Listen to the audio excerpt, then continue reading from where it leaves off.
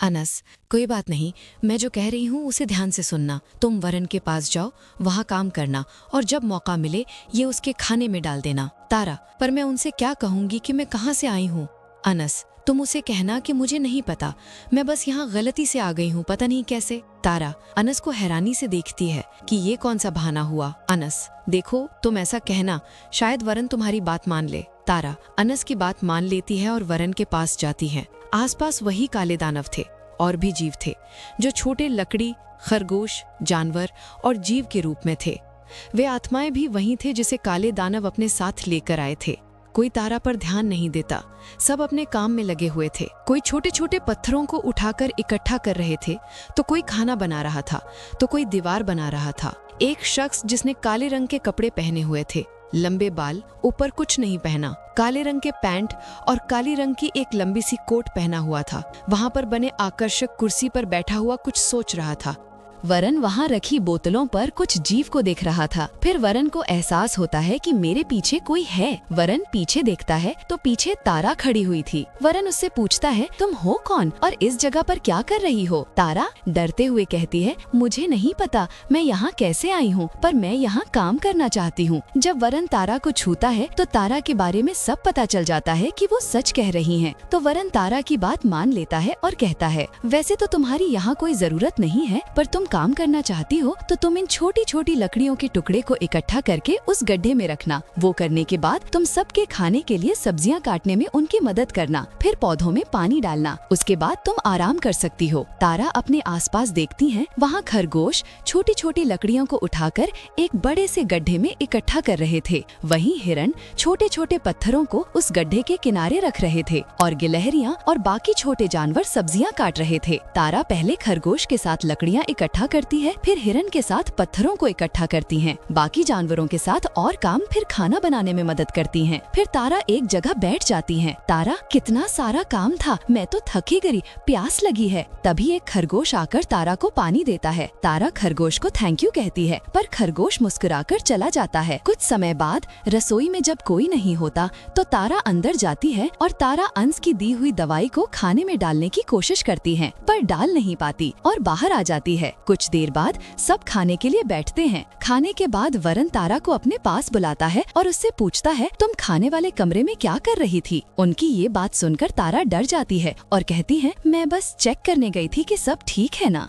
वरन, ठीक है, जाओ। तारा अपने कमरे में लेटी हुई सोचती है, अच्छा हुआ मैंने दवाई नहीं डाली, नहीं तो मैं पकड़ी जाती, पर मैं कैसे डालूं? ये कहते हुए सो जाती हैं। सुबह गिलहरी तारा को उठाने आती है। तारा नींद में कहती है, माँ थोड़ी देर और। जब तारा उठती है तो गिलहरी को अपने सामने देखती है, जो उसे उठाकर चली जाती है। तारा बैठकर कहती है, मुझे लगा मैं अपने घर में हूँ। ये सोचकर तारा उदास हो जाती है और बाहर जाकर अपना काम करने लग जाती है। वहाँ रहते हुए तारा को 2 दिन हो जाते हैं। तभी अनस तारा के पास आती है और कहती है, उस समय तारा कुएं से पानी निकाल रही थी। अनस, तारा तुम अपना काम जल्दी करो, देर हो रही है। तारा हाँ कहते हुए वरन के पास जाती है। तब वरन उन आत्माओं के पास जादू से कुछ कर रहा था। तारा वरन को देखकर चली जाती है। वरन जो तारा पर नजर रखे हुए था, उस समय तारा खाना बनाने में सबकी मदद कर रही थी। खाने को बाहर ले जाते हुए दवाई डालने की कोशिश करती है, पर उस बार भी डाल नहीं पाती। जब खाने की बारी आती है तो तारा कहती है, क्या वो खाने को पहले चख सकती है? क्या पता किसी ने कुछ मिलाया हो। वरन उसे चखने देता है। तारा खाना निकलते हुए अपने हाथ की मुट्ठी में रखी दवा को चम्मच के सहारे वरन के खाने में डाल देती है और फिर खाने में चम्मच को घुमाते हुए रख देती है। खाना खाने के बाद तारा कहती है, सब ठीक है। फिर वरन और बाकी सब खाना खाते हैं। थोड़ी देर तक वरन को कुछ नहीं होता। तारा सोचती है, कुछ नहीं हो रहा है, पर मैंने तो दवाई डाली थी। अचानक वरन को कुछ होने लगता है। तारा ये सब देख रही थी और फिर एक सर्प आता है और वो नाग अपना मुंह खोलता है और उसमें से बाहर निकलती है अनस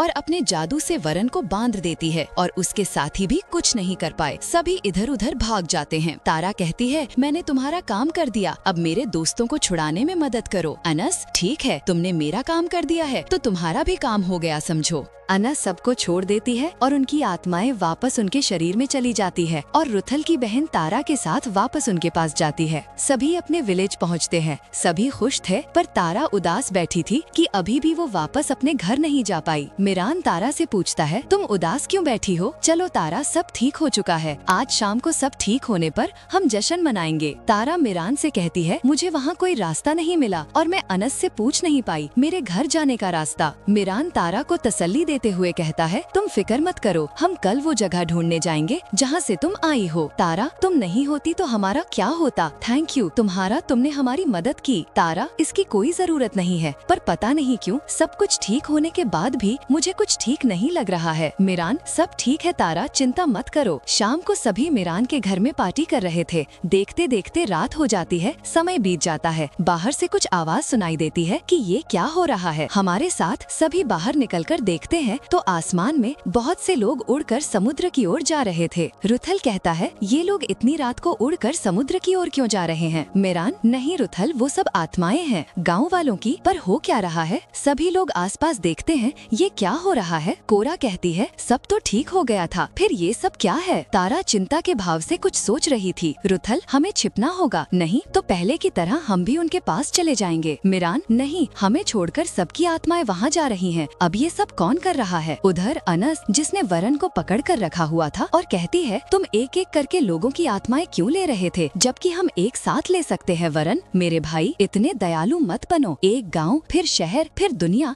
सबको मैं अपने अंदर ले लूंगी। और उस गड्ढे में लकड़ियाँ किस लिए है? कुछ जादू कर रहे थे क्या? तुमने जो मुझ पर जादू किया था वो सच में बहुत शक्तिशाली था। मुझे उसे तोड़ने के लिए उस लड़की की मदद लेनी पड़ी, इसलिए मैं उनको छोड़ रही हूँ। बस वो यहाँ दोबारा न आ जाएं। नहीं तो मुझे उन्हें फिर से पकड़ना होगा। आखिर तुम एक दो करके आत्माओं को क्यों खींच रहे थे? ये तुम एक साथ भी तो कर सकते थे मेरी तरह। वरन कहता है, मैं तुम्हारी तरह शक्तियों का ज्यादा लालच नहीं करता, कुछ भी बहुत ज्यादा बुरा होता है। अनस, फालतू की बातें मत करो। वरन, चुपचाप मेरे कैद में बंधे रहो। गाँव की सारी आत्माएं अनस के पास आ चुकी थी। अनस उन्हें अपने जादू से कैद कर लेती है, जंजीरों में जो जंजीर दिखाई भी नहीं दे रही थी। कोरा कहती है, हमें गाँव वालों को बचाना होगा। रुथल, ये क्या कह रही हो कोरा? अभी तो हम मौत के मुंह से बाहर आए हैं और तुम फिर से वहाँ जाने की बात कर रही हो। मीरान, कोरा ठीक कह रही है, हमें उन्हें बचाना होगा, हमें उनकी मदद करनी होगी। हम भी इस गाँव का हिस्सा हैं, हमें वहाँ जाना होगा। अगर तुम नहीं जाना चाहते तो मैं जिद नहीं करूँगा। नीना रुथल से कहती है, भैया मीरान ठीक कह रहा है, मैं भी मीरान के साथ जाऊंगी। रुथल, ठीक है, फिर मैं तैयार हूँ। फिर सभी उस जंगल में पहुँचते हैं। नीना गायब होती है और कोरा अपने चारों ओर एक मैजिक दीवार बनाती है ताकि कोई उन्हें देख ना पाए। नीना उस जंगल में जाती है जहाँ गाँव वाले कैद में थे। नीना उन्हें बताती है कि वो लड़की है।